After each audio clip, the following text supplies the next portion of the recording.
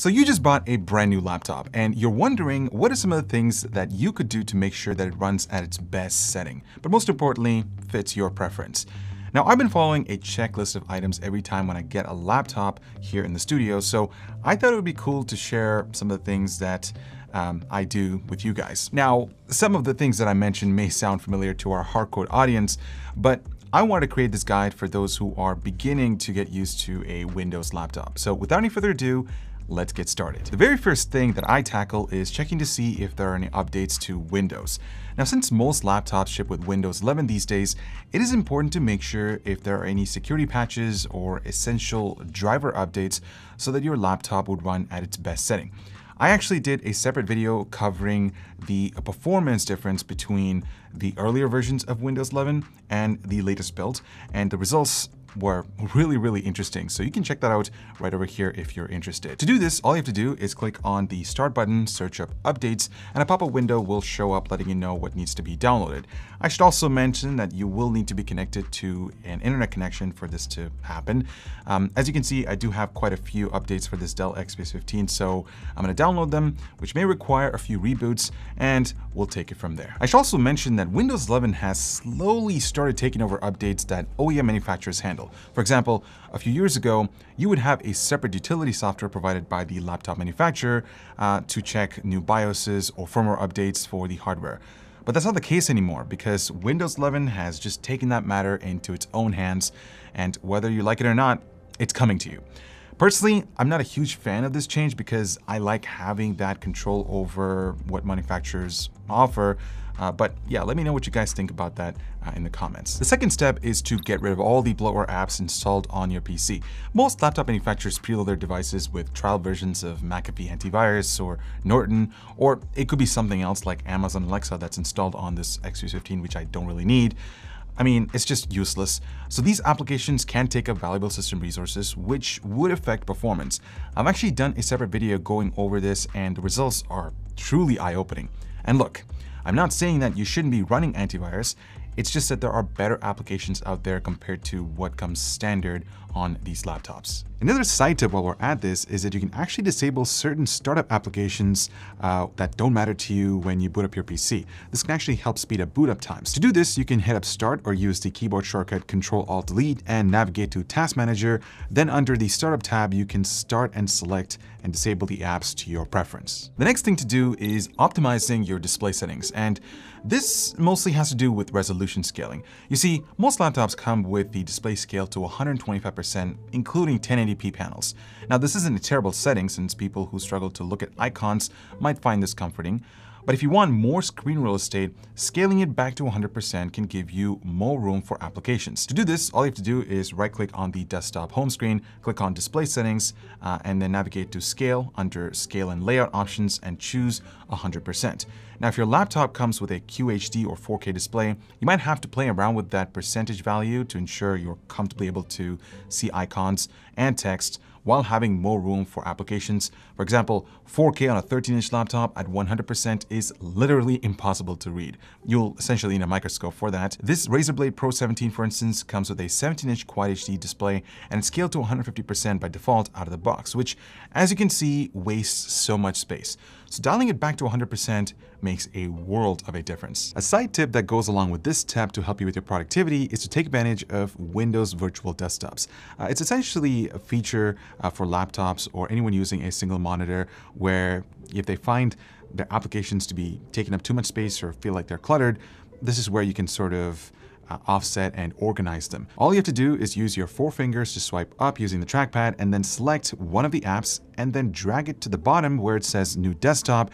And just like that, you'll have both applications running separately and you can switch between them by swiping left or right with your 4 fingers.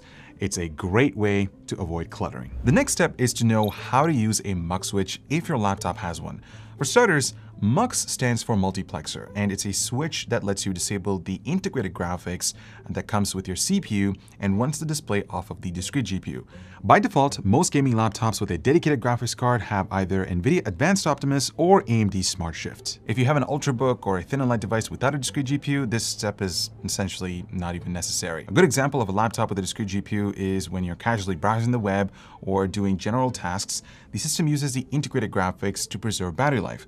Whereas if you switch to something that's GPU accelerated, like gaming or any sort of creative work, the system utilizes the more powerful discrete GPU. The only problem with Optimus is that it could result in latency since the frames or data that's being pushed out from the discrete GPU goes through the integrated graphics chip before reaching the display, and that could cause a bottleneck affecting frame rates in games. So that's where a mux switch comes into the equation, because it allows the user to run the display directly off of the discrete graphics card by eliminating those latencies. To enable this varies from one laptop manufacturer to another. For instance, Legion uses hybrid mode through Vantage Software. Razer has a specific option in the GPU mode through Synapse.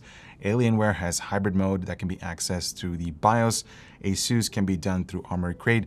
It's all over the place. So you just have to look through the primary utility software that comes with your laptop. The only downside, which I think is a pretty big deal, is enabling mux with just the discrete graphics will significantly affect battery life. If you're plugged in, sure, it's not a big deal, but make sure you disable it when you go on battery mode. It would require system reboot, so keep that in mind. The next thing I do is disable the Windows lock screen with the time and date prompt. Now, this is the first thing that shows up on screen, and when you boot up the laptop, it comes with a nice wallpaper and some codes.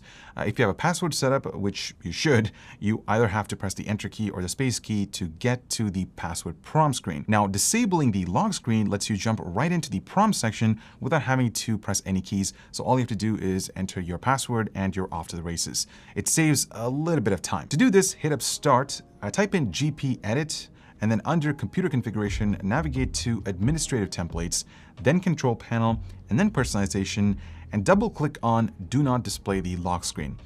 Click on Enabled, click Apply, and that's it. Now, as of making this video, GPE or Group Policy Editor is only available on Windows 11 Pro. If you're using Home, you might need to do a few registry tweaks, but that's not officially supported by Microsoft, so keep that in mind. Next up, I enable file extensions. Since I work with a lot of PNG, JPEG, PSD, and a lot of music formats, so knowing the type of file is crucial for my workflow, and I'm sure it'll help you guys as well.